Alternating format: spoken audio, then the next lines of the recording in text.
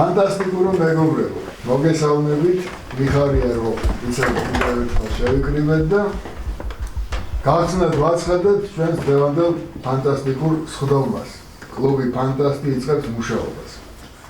მოგახსენებთ, კლუბის შექმნის ისტორია დაიწყო შარშან აგვისტოში. როდესაც ასე ვთქვათ, მოვიწყე დასვენება, წამოვწექი ტახტზე, ჩავრთე ტაბლეტი და ინტერნეტიდან დავიწყე ფანტასტიკური მოთხრობების გადმოქაჩვა, ან ონლაინ კითხვა. 150-მდე მოთხრობა წავიკითხე და რამდენიმე რომანი. ისეთ სიამოვნება მივიღე, რომ ვიფიქრე, ახლა თუ ესეთი მნიშვნელოვანია ჩემთვის, თუ ესეთი რაღაც სიამოვნება მე მივიღე. სხვასაც ხომ უნდა გაუნაწილო, გაუზიარო, ხო უნდა შევთავაზო, იქნებ სხვამაც გაუგოს გემო და ისიამოვნოს და გავბედე, გადავწყვიტე და გავბედე, რომ Facebook-ზე გამომეცხადებინა. შევიკრიბოთ, შევქმნათ კლუბი და გამოვცეთ ჟურნალი. მოვიდა ორი ადამიანი, ინა იმედაშვილი და ლევან გელაშვილი. მალხაზ რუსაძემ მომწერა, მაგრამ იმ დღეს სამწუხაროდ ვერ მოახერხა მოსვლა რაღაც მიზეზთა გამო. შევთავაზე ჩემი თავი როგორც მოგზალებული მწერალი, კარგი მთარგმნელი და კიდევ უკეთესი ილუსტრატორი. ეს ჩემი ამბიციური შეხედულება საკუთარ თავზე მაპატიეთ თუ ესე ისე არ არის. მაგრამ თუ გაღიზიანდით, მაგრამ დავიწყე ამაზე მუშაობა და აღმოჩნდა რომ ილუსტრატორი კარგი ვარ. პირველად კლუბში რომ მივედი, სიმართლე ვთქვა, მართლა გავოცი რომ არ ველოდი ესეთ ასაკის სხვადასხვა პროფესიის და სხვადასხვა სქესის ადამიანის ერთად შეკრებას ამ საერთო ინტერესით და თავიდან შემაშინასავით ჩემი ერთი მეგობარი რო არ წამოყოლოდა, მაშინ შეიძლება თვითონაც არ გავჩერდებოდი. მაგრამ პირველივე შეკრების უკეთესობისას გავთავისუფლდი. პირველი ნომერი ჩვენი ჟურნალისა მიუძღვენით ბრედბერის და მე მგონი ამ ცხადია რატო შევაჩერე ჩვენი არჩევანი ბრედბერი. ბრედბერი ძალიან ღრმა, ძალიან ბრედბერია.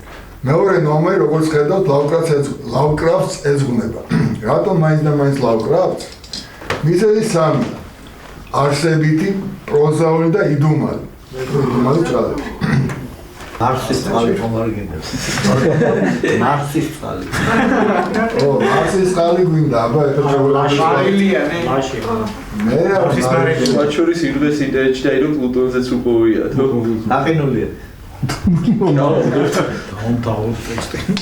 მე მართალი რომ გითხეს ბრედბერის იდეა არ მომეწონა. ბრედბერით არ უნდა დაგვეწყო ფანტასტიკის ფილმი. არ უნდა დაგვეწყო. არ უნდა დაგვეწყო ჩემი აზრით. ზედმეტად კონკრეტულია, ზედმეტად არახისტი მეცნიერული ფანტასტიკა. ლავკრაფტი არ არის მეცნიერული ფანტასტიკა, ლავკრაფტი არის კოსმიკური ჰორორი. მაგით ვაჩვენებთ, რომ მარტო მეცნიერულ ფანტასტიკაზე არ არის ფანტასტიკა და მაგით ვაჩვენებთ, რომ რაღაც მაგის მიღმა შეგვიძლია. ანუ ბრედბერის ყველაზე მეტად იცნობენ, ასე თქვათ და ეს არის რაღაც სატყუ არა, რომ ფანტასტიკა რაღაც სიდებილე კი არ არის, ცოტა საინტერესოც არის და ბრედბერი შემოიტყვი. ერთი კონკრეტული ავტორი თავი უნდა დაგვეწყო, კომპილაცია უნდა გავკეთებინა, რამდენიმე ავტორის სხვადასხვა ჟანრებიდან, მეცნიერული ფანტასტიკას, ფენტეზი. ეხლა შეიძლება. ეხლა შეიძლება, მაგრამ ეხლა უკვე მეორე ნომერი, მესამე ნომერი იქნება ეს უკვე სხვა ამბავია. ხო, ეს უკვე სხვა ამბავია.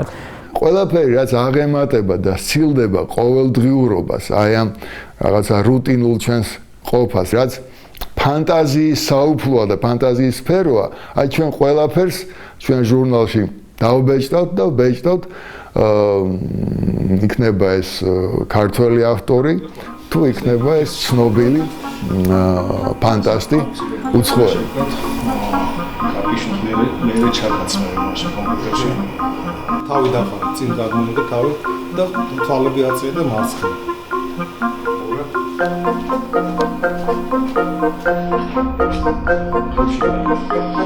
ეხლა მახული აღვინა, ხო? უროგინ და მაზამა. მოდი ორივე ვარიანტი გავაკეთოთ და აი ესე გონს გადადებულებს, რა. და გაიხედე გვერდზე, მე კაცი მოეყურებია. სახე მიატრიალე, ოდნავ აი ჩემი ხელისგან რა. აი კარგია, მასე იყო. და აი აქეთკენ გავაჩინე რა. იმიტომ რომ შენ მაინც შენი პერსონაჟი უყურებს იმ ბოს, რომელიც გესნობიცო. მეორე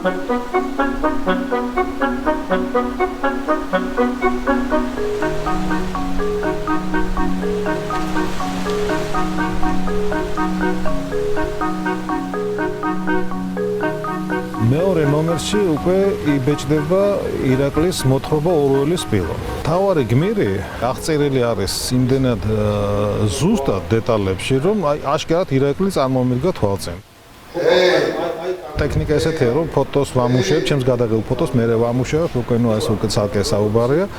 და პირდაპირ შევთავაზე თავხედრულად ძალიან იუარა მოკლედ, მაგრამ საბედნიეროდ ვიყავი შეუვალი მკაცრი და ირაკლი ფოტოსეზეც დავითანხმე.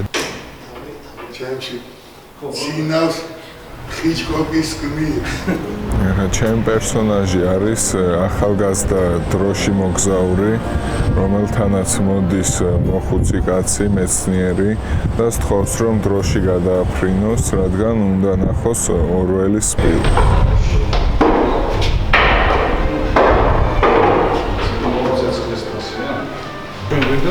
ქრონონოტები ხო ხარ და ხარ ქრონონოტი. ეს პერსონაჟი მეკავს ქრონოპილოტი. ცოტა ახლოს მიდით და ერთი მიმართულებით ეყურეთ რა, ერთი მიმართულებით. ობიექტის უყუროთ, შენს. არა, ჩემი მესაც ვერა. აი, ოპა, აი გარესაც. მიატრიალის სახე მზერამეეს ჟიმოტი ესა დაინამეთი ვისკი შოტლანდიური რა. თორე ცნობის წადინი არ გაგაჩნო. ერთხელ არ მთხოვე, გამასინჯე ვისკი შენ ჯოხში როკა. ჰეი! ოპა, აი, ჩაო, აი ძალიან კარგი.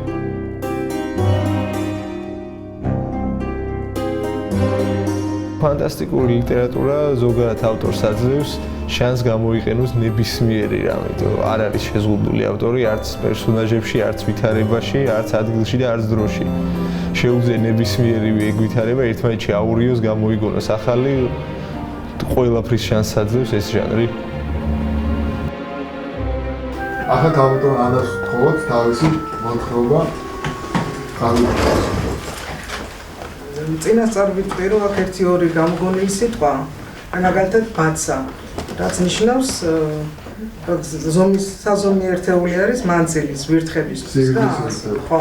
ეს მოთხრობა არის ნაწილი უფრო ვრცელი ნაწარმოებისა, ფანტასტიკის ჟანრში, რა თქმა უნდა, ისიც. დრო შეიძლება წარმოვიდგინოთ, რომ ხდება რაღაც ძალიან დიდი ხნის შემდეგ, თანამედროვე ან რაღაც პარალელურ სამყაროში, სადაც ადამიანები ცხოვრობენ ძალიან ბედნიერად, მშვიდობიანად, იმიტომ რომ ისინი ემორჩილებიან კატების ნევას.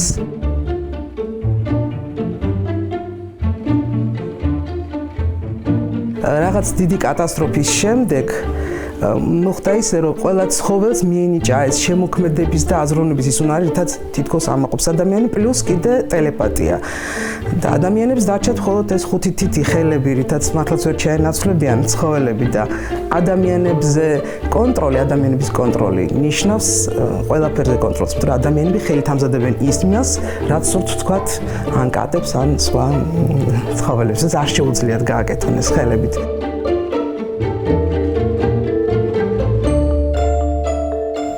ცხოვრობენ აი როგორც ჩვენ გვყავს სახში კატები და ადამიანები მას ვერ გრძნობენ რომ რამენაირად მორჩილებენ კატებს. ისინი გონიათ მათ ადამიანებს რომ ჩვეულებრივად ცხოვრობენ და ეს მათი არჩევანია იყოს მშვიდობა და არ გააჩინონ ბევრი შვილი რომ იყოს საზოგადოება ისეთი მცირე და გადატვირთო რომ არ მოხდეს. და აი ამ კონფლიქტო სამყაროში ფრინველები იწყებენ ბრძოლას. ფრინველებს ჯერათ რომ რახან ადამიანებიც კი თავიანთ ღმერთებს ან ანგელოზებს ფრთებით ხატავენ, ესე იგი ისინი არიან პირველ შვილები ღვთისა, ისინი ფრთოსნები არიან, ამიტომ ისინი უნდა განაგებდნენ სამყაროს და არა რაღაც ბურთღლიანი კატები.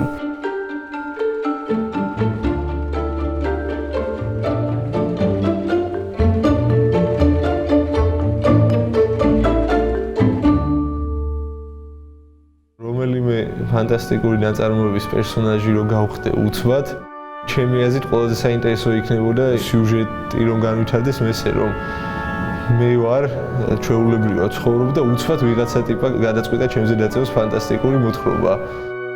მე რო აღმოჩნე იმ პაროდიულად უტოპიაში. მაგრამ რა დატვირთვა იქნებოდა ჩემს თავს ამოთხოვაში ნამდვილად არ ვიცი.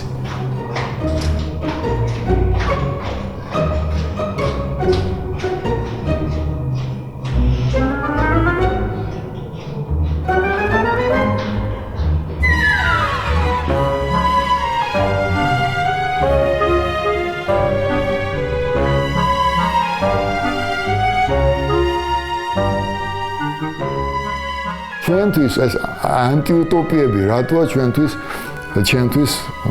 ასეთი მნიშვნელოვანი? იმიტომ რომ ჩვენ ეს ყველაფერი მეტნაკლებად ჩვენს ტყავზე გამოუცადეთ, ხო ჩვენ ვიცხოვრეთ აი ამ საბჭოთა სახელმწიფოში. მერე გვეგონა და მე პირადად გულუბრყვილოდ მეგონა რომ ყველაფერი ერთი ხელის მოსმით შეიცვლება და ვიცხოვრებ თავისუფალ დემოკრატიულ, ჰუმანურ, ადამიანურ, ქრისტიანულ საზოგადოებაში და აღმოჩნდა რომ ეს ხო ილუზია, ეს ხო ბავშვური რაღაცა წარმოდგენა. ჩვენ შევთანხმდით რომ ესეთი არის რეალობა, მაგრამ სხვა ინტერპრეტაცია არის კიდევ უკვე ფანტასტიკური ავტორის პრეროგატივა.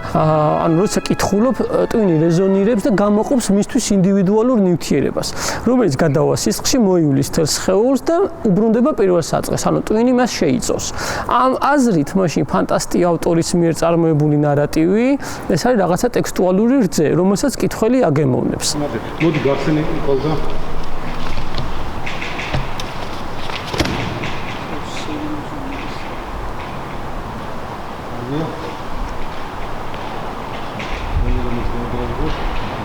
ეხლა მოდი რა თქმა უნდა, ხოლმე დაიჭირე პროფილი დამიჭირე, გვერდზე შეძლია აქეთკენ აქეთკენ ფანს. ყარებისკენ მიტრიალდი. ყარებისკენ. ეხლა აი ესე აწე. კიდე. ვერტიკალურად აი ესე გადმოხარ. აი მასე, ოღონდ ცოტა შეხელი მაგალ უკან გაწევ.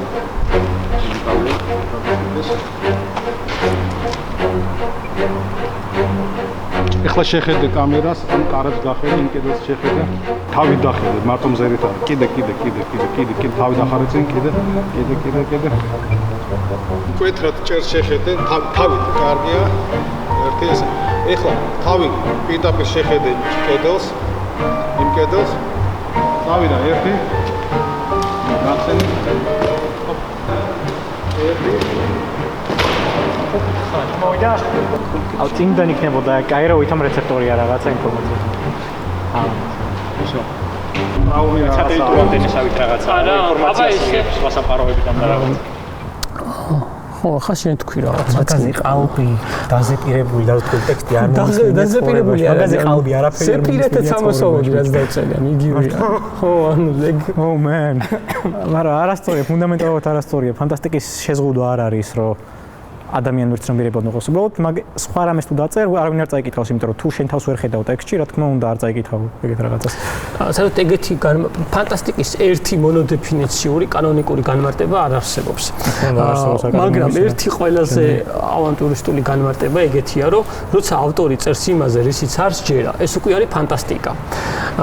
ამ აზრით გამოდის, რომ ნაგულისხმევი რეალობის საზღვრების დარღვევა გულისხმობს, რომ ყველა ტექსტი უკვე ფანტასტიკა, სადაც ეს არის, ხო, ნაგულისხმევი.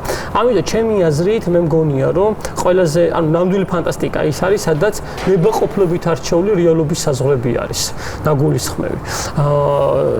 ანუ ხო, როგორ მე მგონი სრულყოფილად ავთქვი რა. ბიჭო, ეგ არის ძალიან ძველი იდეებს ამ ვერა 60-იანები და 50-იანები რაღაცა. ჩემი მოგონილი არის, არაფერ 60-იანი. ანუ ის ფაქტია ვიდეოიღაცებია, ის ხო ფაქტია რომ ემთხვევა 50-იანების და 60-იანების შეხედულებას ფანტასტიკას, რომელიც დღეს უკვე აღარ არსებობს.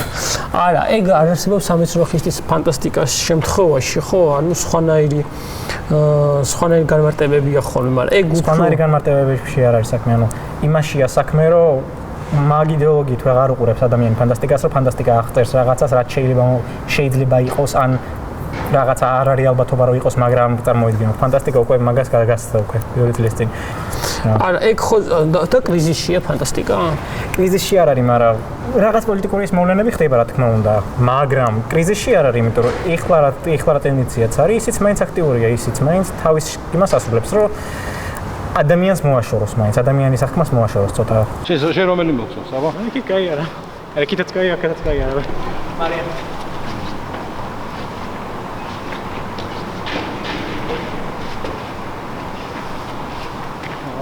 სულთა დემონი ხარ რა. თანამედროვე ფანტასტიკაზე როცა ვსაუბრობთ, ჩვენ საუბრობთ არა მაინც და მაინც 21 საუკუნეში შექმნილ ფანტასტიკაზე, არამედ მე-20 საუკუნის მეორე ნახევარში.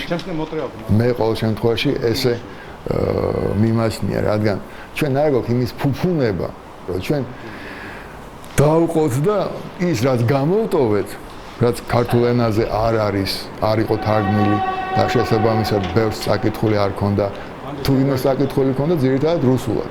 ეხლა ახალ თაობას ინგლისურად კითხვის საშუალება უფრო მეტად იცის ინგლისური და რუსული და ეს ძალიან კარგია. მაგრამ ქართულად უნდა იყოს. თუ შენ ლიტერატურაში არ არის აი სეგმენტი, ასე ვთქვია, ფანტასტიკა და ფენტეზი. ეს ნიშნავს, რომ შენ არ ხარ სინამდვილეში კულტურული და ცივილიზებული. არ ხარ ამ სიტყვის სრული გაგებით ყოველ შემთხვევაში და თანამედროვე გაგებით.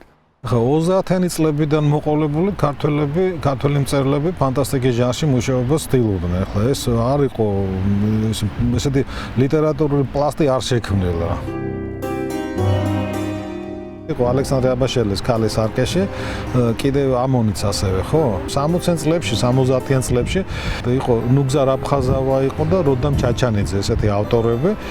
ერთმა დაწერა მოხეტიალე სკაფანდრები, რომელიც აბსოლუტურად ფანტასტიკურ ჟანრში არის ყველაფერი გაკეთებული, გვაქვს კოსმოსი თავისი სრული ანტურაჟით და მეორე იყო აი როდამ ჩაჩანიძის თუ არ ვთქვი, ამიხოტის დაქცევა. ეკაც ფანტასტიკა არის. მაგრამ ეხლა ქართული ფანტასტიკური სკოლა, არ არსებობს. ხო, პოპულარული ჟანრი არ იყო. ვერ იქნებოდა სხვა რაღაცა. მაგალითად, როცა ეწერა გრიფი ფანტასტიკა ტექსტს, კითხველი უკვე აღარ კითხულობდა მას, იმიტომ რომ ეს ფანტასტიკა ეს არის რაღაცა ქაჯობა, დაახლოებით ეგეთი დამოკიდებულება არის. და თუ არ ეწერა გრიფი ფანტასტიკა და ეს იყო მართლა ფანტასტიკა, უფრო მეტი მკითხველი ყავდა. ეგ არის ძალიან ლოგიკური, ხო, როგორ განვითარდა, ესეც არის ძალიან ლოგიკური. ფანტასტიკა რა არის? თავისუფალი აზროვნების არეალი და შესაბამისად, როცა აკონტროლებს საზოგადოებას, ან სურვილი გაქვს, შენ ვერ უბიძგებ მას წეროს. ძალიან ესე მიდიხარ ხარ, რომ ტოტალიტარიანიზმის და საბჭოთა კავშირის გამო არ ჩამოყალიბდა და ფანტასტიკა არ არის ეგ სიმართლე, ეგ ბოლოდ არ არის სიმართლე. ხო, შეიძლება ითქვათ, რომ არ ვიცით რა მოხდებოდა, მაგრამ ვერ ვიტყვით, რომ მაგის გამო არ ჩამოყალიბდა, იმიტომ რომ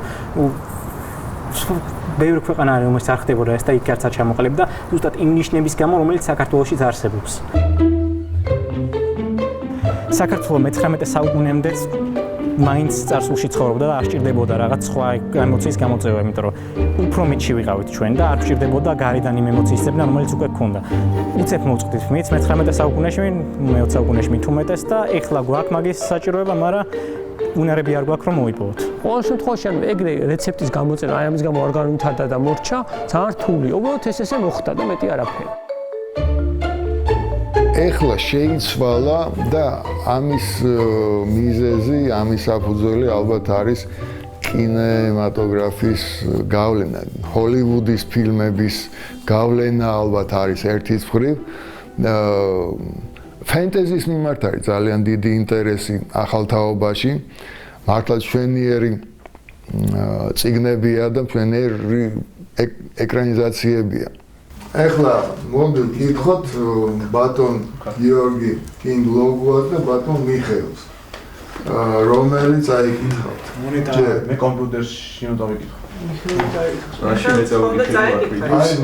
მიხეილის მოთხრობა არის ძალიან მოკლე. ჩამოფრინდნენ. ქალაქის მოსახლეობა მთლიანად შეკრებული იყო მიდამოებში მდებარე მინდორზე. სხვა ქალაქებიდან და ქვეყნებიდან ჩამოსულებიც არ აკლდა იქაურობას. ყველაც არ შეიხედებოდა. ოქროსფერ ბოლში გახვეული მიწაზე ნელ-ნელა ეშვებოდა გავარვარებული მეტალის ელიფსი, საფრენი აპარატი. ფანტასტიკა თავისთავად აფართოვებს თვალსაჩინოს და ადამიანს აინტერესებს შინაგან თავისუფლებას. ამიტომ მე მგონია, რომ ფანტასტიკის პოპულარიზაციას და მისი განვითარების ხელშეწყობა საქართველოში აქვს საშვილიშვილო მნიშვნელობა და აზრი. ალდებარანისკენ გავეშურებით, იქნებ იქ მაინც ვიპოვო დედამიწისნაირი განვითარებული ცივილიზაცია. პირველი რანგის კაპიტანი ადამ ორეილი, კოსმოსური ერის 2007 წელი. გვარსებობს მოსაზრება, რომ ახალი თაობა არ კითხულობს. ერთის მხრივ ეს მართლაც ესეა, ნაკლებად კითხულობენ, მაგრამ ამ დროს თურმე არიან აი ამ ახალ თაობაში არათუ მკითხველები, არამედ წერლების და მთარგმნელების. აი ეს არის გადასარევი და რაც უფრო მეტი საშუალება და ასპარეზი ექნებათ და მეტად წავახალისოთ და მეტად მივცოთ სტიმულს, მით მეტი იქნება ეგეთი ახალგაზრდა, ეგეთი მკითხველის და ეგეთი დამწყები მწერალის, რომელიც ნამდვილ მწერლად ჩამოყალიბდება თავის დროზე. წარმოიდგინე შეიძლება თქოს მეხუთე კლასელები ჩხუბობდნენ, ანუ გაეთრიე რა. ეგ გოგოსთვის იყო.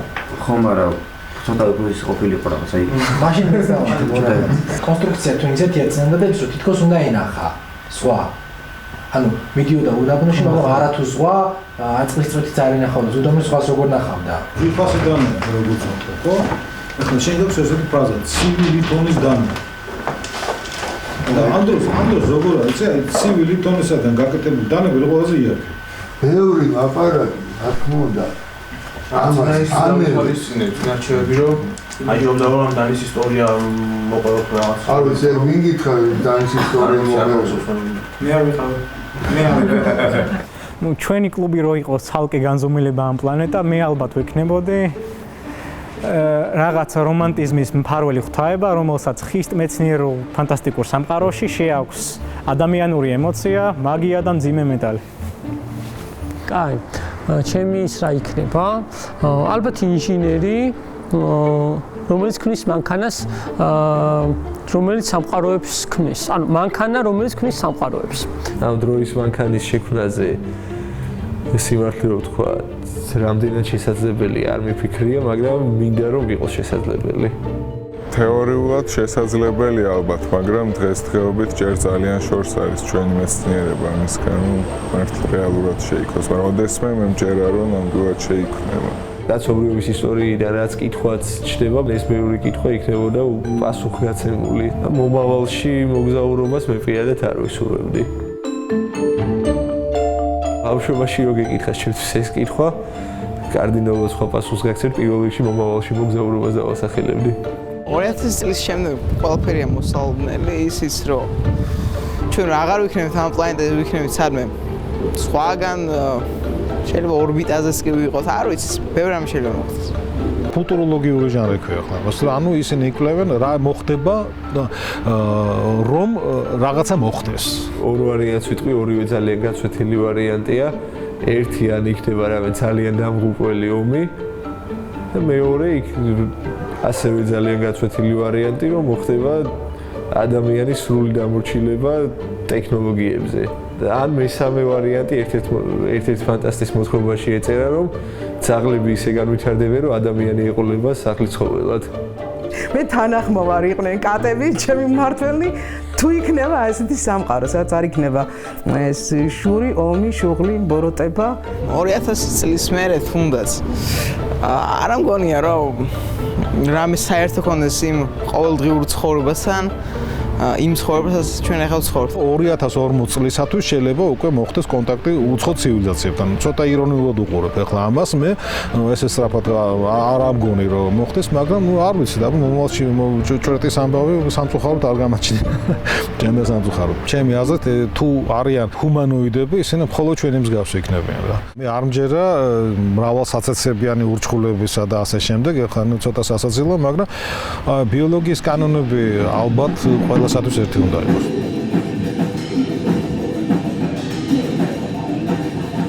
თუ უცხო ცივილიზაცია ეწევა კაცობრიობას მას შემდეგ რაც ის აღარ იარსებს განადგურდება, მაშინ ძალიან ცუდი წარმოდგენა შეექმნებათ ჩვენზე, იმიტომ რომ გაცილებით მეტი უარყოფითი მხარი აქვს ჩვენს არსებობას ამ პლანეტაზე, ასე რომ მაინც გადაიხრება უფრო უარყოფითისკენ ვიდრე დადებისკენ. ეს რომ დასრულდება ეგ არ ნიშნავს ეს ეტაპი თუ ეს პერიოდი თუ ეს ეონი თუ რაც გინდა დავარქვათ ადამიანი არ შეწყვეტს არსებობას მე ესე მგონია და კაცობრიობა გააგრძელებს და ამ თუ იმ სახით აი იმ კოსმოსაც ალბათ აითვისებს მაგრამ მე ვერავითარ პროგნოზებს ვერ გეტყვით, უბრალოდ მე მგონია რომ უახლოეს მომავალში კარგი არაფერი არ იქნება. მე რა იქნება არ ვიცი. მე ალბათ ყველაფერი იქნება ისე როგორც უნდა იყოს. რა შეიძლება მოხდეს მაგაზე თანამედროვე ფანტასტიკას უკვე აქ მიახლოვით პასუხი. შემდეგ სადღაც 50-60 წელიწადში განვითარდება ხელოვნური ინტელექტი, შემდეგ 100-200 წელიწადში მოხდება ტექნოლოგიური სინგულარობა.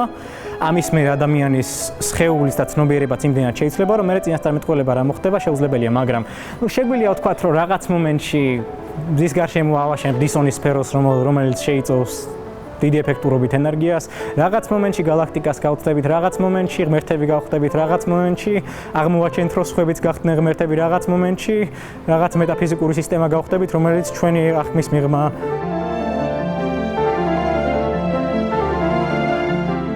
ზღირფაზე ფანტასტიკა. ჩვენ ტრადიციულ საზეულო და შემოგვდებით. ავმარჯოს ფანტასტიკას და ფანტასტებს. აბა ბუჩი. ეს არის ჩვენი ტრადიციული, აუცილებელი ფანტასტიკური.